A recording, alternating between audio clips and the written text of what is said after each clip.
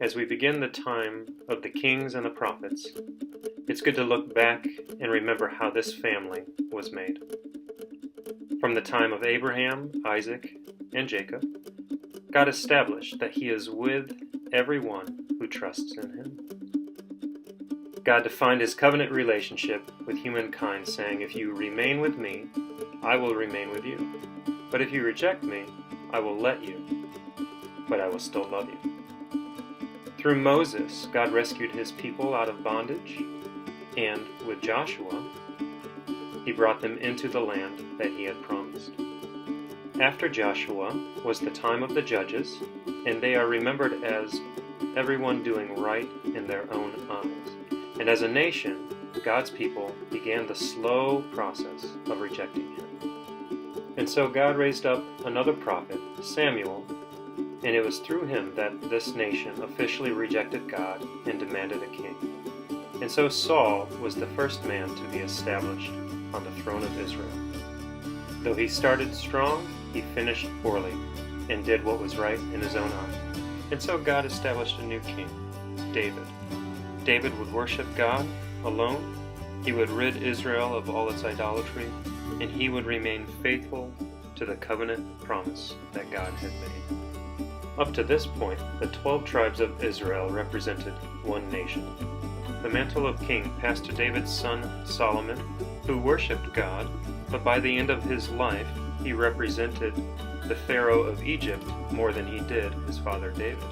And so, at the end of Solomon's life, many of the tribes of Israel were so embittered that a civil war broke out. 10 out of the 12 tribes kept the name Israel and formed a nation to the north, while the remaining 2 tribes formed Judah in the south. The 10 tribes to the north, Israel, would remain a nation for around 300 years and go through 19 kings. In the south, the 2 tribes that formed Judah would go through around 20 kings and last for about 450 years. As we remember the covenant relationship that God established with His people, He was looking for people who would worship Him alone, they would rid Israel from all idolatry, and they would remain faithful to God's covenant promise. Out of the 19 kings that led Israel to the north, not one of them followed any of these. They all did evil in the sight of the Lord.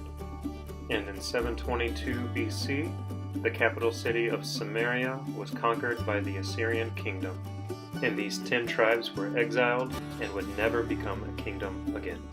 While no king to the north descended from David, every single one of Judah's kings came from David's line. While God remained faithful to Israel and His covenant promises, and invited the kings of Judah to also remain faithful, only 8 out of the 20 kings did what was right in God's eyes. David's 12 ancestors, who did evil in the Lord's sight, broke the covenant with God and led the nation so astray that by 586 BC, the Babylonian Empire came and destroyed the capital city, Jerusalem, and the Jews of Judah were taken into exile. As we get the picture that both Israel and Judah are getting further and further away from God's covenant, now is the time for the prophets to enter. The prophets are God's covenant watchdogs, and they give warning after warning to worship God alone and to remain faithful in relationship with God and one another. And so we see the existence of prophets come throughout Israel as well as Judah. The further the kings push the nation away from God, the more relevant the message of the prophet becomes. As we learn to read our Bibles, it is important to identify each prophet, the king they are speaking to, and the nation who needs to be reminded that God is waiting for His people while following God's king to turn back to Him so He can redeem their covenant relationship.